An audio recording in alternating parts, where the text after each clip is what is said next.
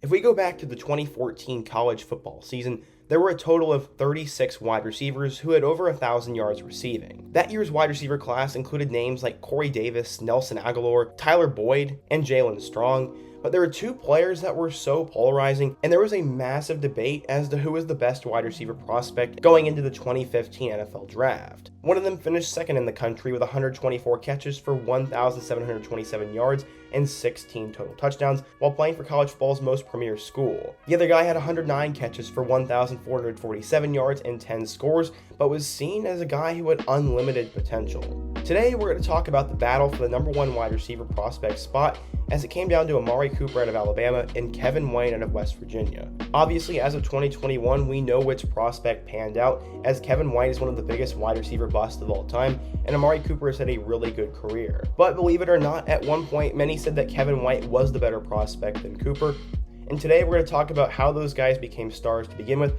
the great battle for that number one spot, and how their careers ultimately turned out, and give a nice conclusion to that debate. So yeah, today we're going to talk about that, and without further ado, let's get started. Not only did Kevin White and Amari Cooper have pretty different careers, but they also had very different backgrounds, and let's first talk about Kevin White's story. The White family would grow up in Pennsylvania, and he was not really a star in high school as he didn't really start till the end of his career. Because of that, he did not get a lot of interest, and he would have to end up going the JUCO route as he went to Lackawanna College. He went there for 2 years and sent out hundreds of emails, and he truly thought his career would be over. Right when he was about to quit, he got an email from West Virginia's wide receivers coach, and he committed to play for the Mountaineers. In 2013, White started 9 of the team's 11 games and would have 35 catches for 507 yards and 5 touchdowns. That's definitely a respectable season, and is just an average starter in college football. By no means was he a top-end NFL prospect, but he would quickly change that narrative in 2014. He began his senior year on the biggest stage possible as he played against Alabama. In that game, he had 9 catches for 143 yards and a touchdown. Unfortunately, the Mountaineers could not upset the Crimson Tide, but Kevin White put his name on the map. In his next 2 games, he combined for 23 catches for over 300 yards, and now everyone in college football was really starting to hear about him. Against Texas Tech, he'd have 13 catches for 123 yards, and against Baylor, he'd have 8 catches for 132 yards and 2 touchdowns. He was an absolute star to this point, and the epitome of it came against Texas. In a loss, he'd have 16 catches for 132 yards, and that was a West Virginia school record. In his final game of his West Virginia career against Texas A&M in their bowl game, he'd have 7 catches for 129 yards and a score.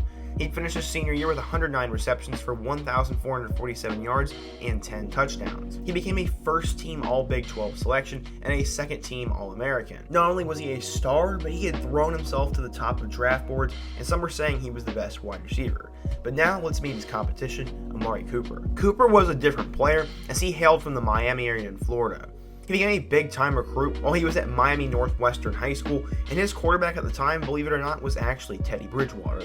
He had blossomed into a 4-star recruit and would eventually choose the Crimson Tide over Florida State, Miami, and Ohio State. As a freshman, he played in all 14 games and even started the last 9 games of the season.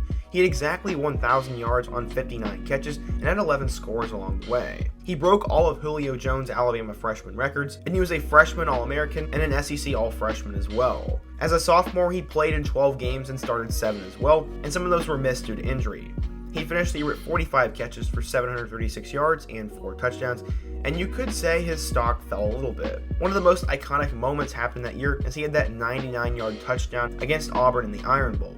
Unfortunately, we all know how that game ended. In 2014, he set a ton of records as he had 124 receptions for 1,727 yards and 16 touchdowns, both of which were school records. He became Alabama's all-time leader in receptions, receiving yards, and receiving touchdowns. He was a finalist for the Heisman Trophy and would actually finish 3rd behind Marcus Mariota and Melvin Gordon. He won the Blitnikoff and was also named a unanimous All-American. Because of that, he'd enter the 2015 NFL Draft, and many saw him as the safest wide receiver prospect in the draft, but once again, he'd have competition from Kevin White, and this is where the battle really begins to heat up. When a scout evaluates a wide receiver, there are typically 11 things that they will look for.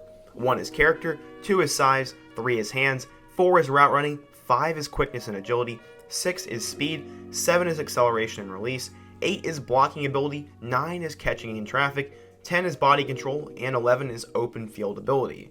For the most part, these guys were pretty similar. Both of them did not seem to have any character issues whatsoever. When it came to size, Cooper was 6'1", which was very good, and Kevin White was 6'3". Both of them had extremely good hands, as they combined for nearly 300 receptions in their college careers put together. When it came to route running, Cooper was thought of as the surefire best one, but when scouts really began to look at White's film, it was actually a lot closer than people thought. When it came to quickness and agility, it was the same thing. It was neck and neck. In terms of speed, Cooper apparently ran a 4.31 40, and for White, it was 4.49, so Cooper did have the advantage in that.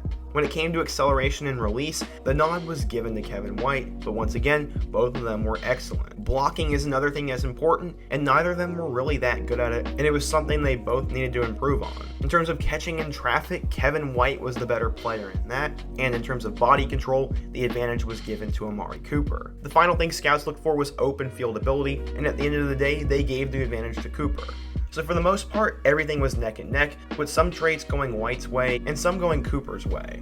Both of them were seen as surefire stars in the NFL, and both guys were going to be top 10 picks, and at the end of the day, many thought that Kevin White really could go ahead of Cooper. So after doing my research on this topic, basically what I came up with is that Amari Cooper was the most draft-ready prospect, but Kevin White had the best long-term potential according to scouting reports. This would spark a debate as to what kind of wide receiver an NFL GM is looking for. Do they want a guy who can compete right away, or do they want someone who might be a little bit slower at first, but with proper development could end up being a lot better than that other player? The debate would go back and forth, and some mock drafts would have Cooper going first, while others had White going first. For a little while, it was Cooper's spot to lose, but then the actual combine happened. White absolutely impressed there, as he ran a 4.35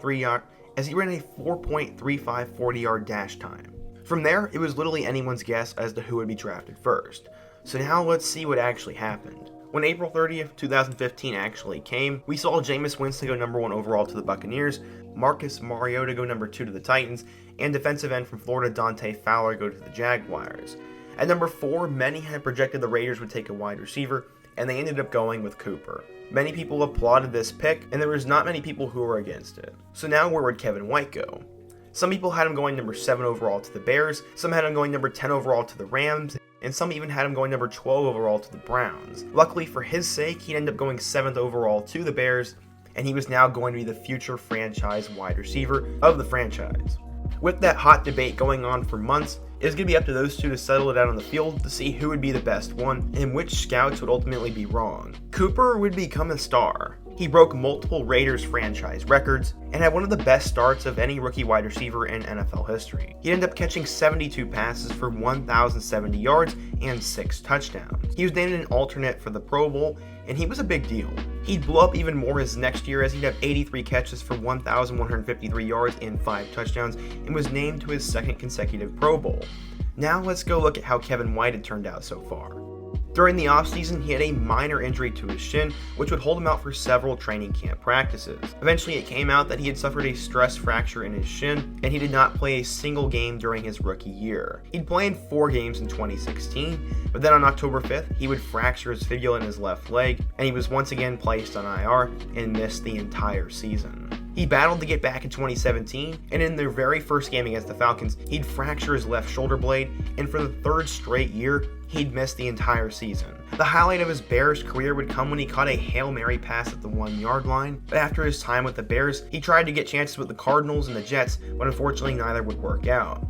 He'd finally catch a break, as he would technically play in 3 games for the 49ers in 2020, but right now, he is seen as one of the biggest wide receiver busts of all time. Injuries are definitely to blame for what has happened, and he had no injury history in college, so this was something that all scouts got wrong. Amari Cooper, on the other hand, became an absolute star for the Raiders and would eventually move over to the Dallas Cowboys, where he's become one of the best wide receivers in the NFL for years now. He's caught over 6,000 yards and 38 touchdowns in his 6-year career, and it looks like he has won the battle. This is the classic case of a good prospect versus someone who has untapped potential. Sometimes it pays off, as a guy like Tyreek Hill had a lot of question marks surrounding his game, but he became a superstar. And other times it doesn't work out, like John Ross from Washington, who broke the combine record for the 40 time and has been a bust as well. It's all about how much risk a GM is willing to take, and you can never really blame a guy for the decision he makes. At the end of the day though, Amari Cooper was the better prospect than Kevin White, and he won that battle. What do you guys think though? At the time, who did you think was the better wide receiver prospect, and what's another topic like this I could do next? Be sure to let me know down in the comment section. Subscribe if you are new to the channel. Give the video a like if you want to support today's video. And check out all my other videos on the end screen, including my video about what happened to Kevin White. Hope to see you guys again soon, but until next time, peace.